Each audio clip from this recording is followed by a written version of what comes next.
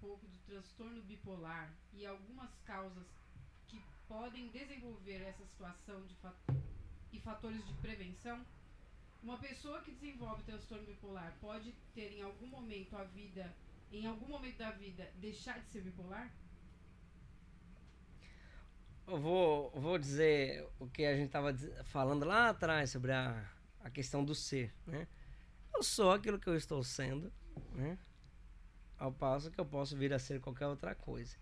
A questão do ser bipolar, eu entendo que existem questões neurológicas, mas se eu conseguir chegar num determinado nível de consciência, que eu sei que isso acontece e consigo fazer as preventivas, inclusive avaliando fatores de risco e poder desenvolver fatores protetivos, se tornaria praticamente insignificante. Por exemplo, o bipolar, ele oscila os estados de humor. Né, da água pro vinho. Ele tá sorrindo, daqui a pouco o mundo se acabando, né? Mas se eu entender que essa depressão, essa baixa é nada mais do que simplesmente só o estado da bipolaridade, tudo bem, né? Tudo bem. Eu não preciso fazer cara feia para as pessoas, não preciso me queixar do mundo porque ele não presta, porque eu sei que não tem nada a ver. Eu preciso ter a consciência de que eu tô muito mal, mas esse muito mal não tá ligado a nenhum objeto fora de mim. É só como que o meu corpo funciona. Se eu conseguir aceitar isso, aceitar que dói mesmo, dói, é horrível, e aquela sensação de angústia, mas é assim mesmo e tá tudo bem. Aquele mundo preto e branco, cinza que eu vejo, não tem nada a ver com as coisas.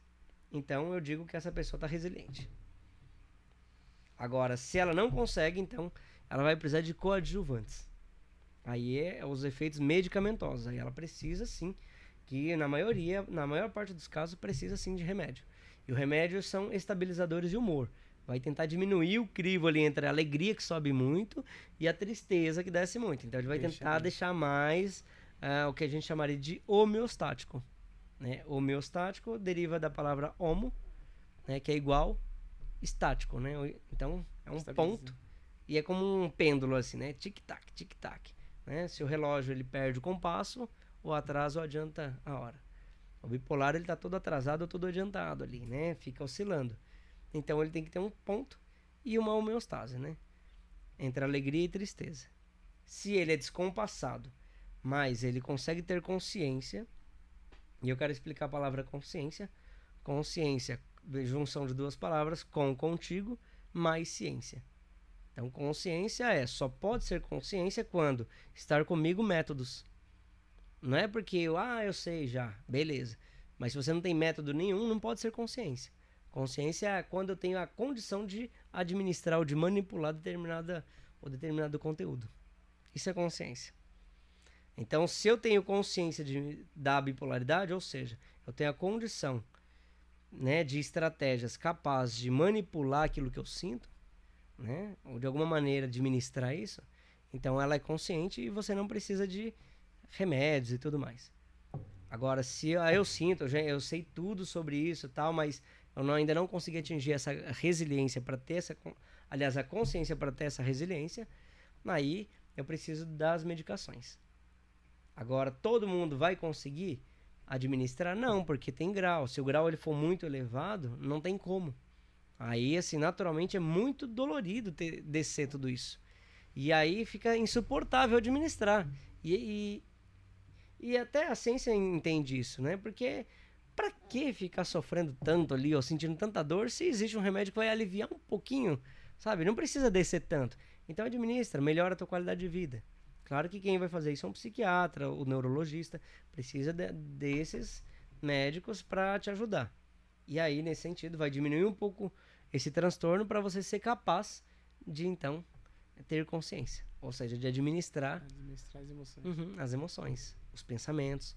Porque quando desce muito o estado emocional, altera a consciência também. A consciência, lembra, são as coisas que eu administro. Altera a minha percepção de mundo. Por exemplo, a homeostase é o centro de equilíbrio. 1 grau abaixo é a tristeza. Abaixo da tristeza é uma depressão leve. Abaixo, moderada. Mais abaixo, profunda. E mais abaixo, óbito. Se eu entrar, então, num estado de depressão leve, dá para segurar, né? Mas num estado de depressão moderada já é difícil, porque começa a alterar o estado de consciência. Começou a descer ali para o estado de depressão moderada para baixo, naturalmente o processo cognitivo, os pensamentos que vêm são pensamentos de morte, pensamentos de menos-valia, por exemplo, não sei porque eu vivo, né, se nada funciona. É assim que processa as informações do cérebro. E se começar a descer muito, os hormônios vão alterando, até vir pensamentos mesmo de atentado à própria vida, né? Porque acaba saindo do controle, né? Desceu muito, perca o controle. A medicação ela serve para não deixar descer tanto e nem para subir muito, porque aí eu tenho a homeostase, acima a alegria, euforia e óbito. É mais fácil morrer para cima do que para baixo. Como assim? Euforia pra cima, e óbito? Como que é você morrer de alegria? Morrer de alegria? Não, é literalmente, Seria- né? Tipo assim, eu tô tão feliz, tão feliz. Adrenalina? Será que é o Desmaio vício? e- Adrenalina? Muita adrenalina? Pensa o seguinte, as causas da morte. Imagina na depressão muito profunda. A pessoa ela quer se matar. Mas ela tá tão depressiva que ela não consegue sequer levantar da cama. Como que ela se mata? Ela não se mata, ela tem o pensamento, mas ela não tem condição. Porque ela tá numa exaustão. Ela não se mata. Aí ela tem um start de falar, eu acho que eu vou lá, vou buscar um remédio ali da minha tia ali que me sobe, né? Sobe o meu ânimo. Aí ela toma o remédio. Mas ela não tratou a ideia que ela tem de óbito. Aí ela toma, ela sobe, vira eufórica. Agora ela tem o pensamento e ela tem a coragem, a força pra fazer. Então ela se mata, né? Esse é o estágio aí da ambivalência medicamentosa. Mas existe um caso aí que não tem ambivalência, né?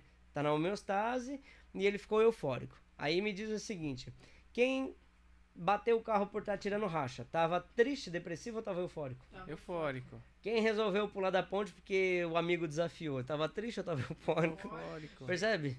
Que a euforia ela mata por esse sentido, porque você perde um pouco da sanidade e o crivo da realidade. Aí você começa a fazer coisas que uma pessoa na sanidade não faria. Você começa a trazer desafios. A euforia leva, sei lá, a embriaguez de forma compulsiva. Ele nunca usou droga e vai lá, pega umas carreiras de cocaína. Porque ele tá eufórico, ele tá achando que tudo é um barato. E então ele perde o senso de realidade. Aí é a hora que ele pode entrar em óbito.